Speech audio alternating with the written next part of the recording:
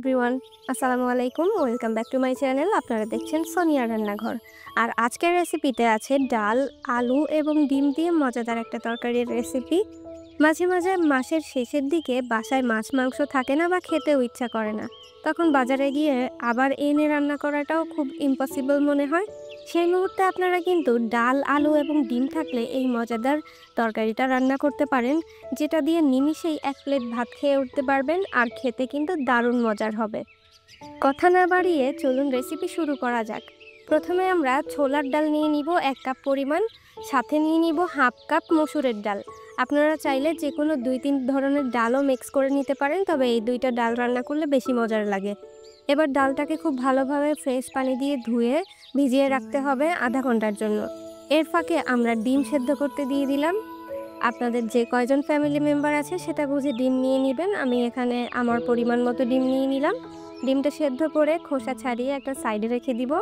রান্নায় চলে আসলাম। এর জন্য প্যানের মধ্যে 1/4 কাপ তেল দিয়ে দিলাম, সয়াবিন তেল, আর হাফ চা চামচ করে গরম মশলা দিলাম, আস্ত মশলা। 1 কাপ দিয়ে দিলাম পেঁয়াজ কুচি। অল্প অল্প আমরা মশলা এখানে দিয়েছি, গরম মশলা, দারুচিনি, এলাচ, তেজপাতা, লবঙ্গ, গোলমরিচ। দিয়ে দিচ্ছি জিরা বাটা 1 টেবিল চামচ পরিমাণ, পেঁয়াজ রসুন বাটা 2 টেবিল চামচ পরিমাণ, আদা বাটা 1 টেবিল চামচ পরিমাণ, লাল মরিচের গুঁড়া 1 টেবিল চামচ পরিমাণ, হলুদের গুঁড়া 1.5 চা চামচ এবং দিচ্ছি গরম মশলার গুঁড়া 1 চা চামচ, লবণ দিয়ে দিলাম 1 টেবিল চামচ পরিমাণ। খুব ভালোভাবে মশলাটাকে আমাদের কষিয়ে নিতে হবে, যেন মশলায় কোনো কাঁচা গন্ধ না থাকে। সামান্য একটু পানি এখানে অ্যাড করে তারপর আমরা মশলাটাকে কষিয়ে নিব, এতে করে মশলা পুড়ে যাওয়ার চান্স থাকবে না। উপর থেকে যখন খুব সুন্দর কালার চলে আসবে আর তেল ভেসে উঠবে, তখন এর মধ্যে ডাল দিয়ে দিব। ডালটাকে ধুয়ে পানি ঝরিয়ে নিয়েছিলাম। ডালটাকে বেশ খানিকটা সময় ধরে আমাদের কষিয়ে নিতে হবে চুলার মিডিয়াম আঁচে। এরপর এর মধ্যে আমরা পানি দিয়ে ডালটাকে 50% থেকে 80% সেদ্ধ করে নিব, তারপর বাকি উপকরণগুলো অ্যাড করব। আপনারা যদি প্রেসার কুকারে রান্না করতে চান তাহলে কিন্তু ডালের মধ্যে পানি, আলু এবং ডিম একসাথে দিয়ে প্রেসার কুকারে এই পর্যায়ে বসিয়ে দিতে পারেন। 2টা সিটি দিলেই তৈরি হয়ে যাবে, তবে আমি আজকে কড়াইতেই রান্না করে দেখাচ্ছি। হাফ কাপ পরিমাণ পানি দিয়ে ডালটাকে সেদ্ধ করতে দিয়ে দিলাম লো আঁচে। ডালটা কিন্তু এখন অনেকটা সেদ্ধ হয়ে গেছে, মসুরের ডালটা গলেই গিয়েছে। এই পর্যায়ে আমরা এর মধ্যে আলু দিয়ে দিচ্ছি। আলুটাকে ছোট ছোট কিউব করে কেটে নিয়েছি, খুব বড় করে কাটার প্রয়োজন নেই। আলু দিয়ে খানিকটা সময় কষিয়ে নিতে হবে।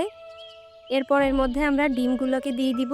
আপনারা চাইলে কিন্তু ডিমটাকে তেলের উপর ভেজে উপর থেকে কালার এনেও দিতে পারেন, তবে আমি ডিম ভাজতে গেলে গায়ে ছিটে দেখে সবসময় ডিম ভাজি না, মাঝে মাঝে ভেজে রান্না করি বাসায় যদি গেস্ট থাকে। এবার আমরা পানি দিয়ে দিব 2 কাপ পরিমাণ, কারণ এই ডালের যে ঝোলটা থাকবে সেটা একটু পাতলাই রাখতে হবে, কারণ রান্না শেষে তুলে রাখার পর যখন ঠান্ডা হয়ে যাবে তখন কিন্তু এটা ঘন হয়ে যায়। এরপর এর মধ্যে কয়েকটা কাঁচামরিচ আর একটা বোম্বাই মরিচ দিয়ে দিলাম। বোম্বাই মরিচ দিয়ে এভাবে ডাল রান্না করলে কিন্তু অনেক সুন্দর একটা ফ্লেভার আসে। যারা বরিশালের মানুষ আছেন তারা কিন্তু জানেন এটা, আপনারাও ট্রাই করবেন। আবার অনেক বেশি দিতে যাবেন না, তাহলে বেশি ঝাল হয়ে যাবে। ঢাকনা দিয়ে ঢেকে রান্না করতে হবে যতক্ষণ না আলুটা সেদ্ধ হয়। ভালোভাবে আলুটা সেদ্ধ হয়ে গেলে আমাদের রান্নাটা কিন্তু হয়ে যাবে। এই পর্যায়ে ডাল চেক করে দেখবেন, আলু এবং লবণটা চেক করে দেখবেন যে ঠিক আছে কি না। এরপর উপর থেকে ভাজা জিরার গুঁড়া দিয়ে দিব 1 চা চামচ। ভালোভাবে নেড়েচেড়ে মিশিয়ে চুলা থেকে নামিয়ে নিতে হবে ডালটা। আর এই পর্যায়ে আপনাদের মনে হতে পারে ঝোলের পরিমাণ বেশি আছে, তবে এই ধরনের ডাল রান্না করলে যখন নামিয়ে রাখবেন ঠান্ডা হওয়ার পর দেখবেন এটা গাঢ় হয়ে গেছে। তাই এই অবস্থাতেই আমি নামিয়ে নিচ্ছি চুলা থেকে। আর গরম গরম এই ডাল, আলু, ডিমের তরকারির সাথে গরম ভাত খেতে যে কি মজার, একবার বাসায় রান্না না করলে বুঝতে পারবেন না।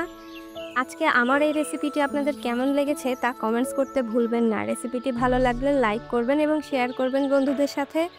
আমার চ্যানেলে নতুন হলে চ্যানেলটি সাবস্ক্রাইব করে আমার সাথেই থাকতে পারেন। দেখা হবে আরও মজার মজার রেসিপি নিয়ে নেক্সট এপিসোডে। ভালো থাকবেন ততক্ষণ সকলে। আসসালামু আলাইকুম।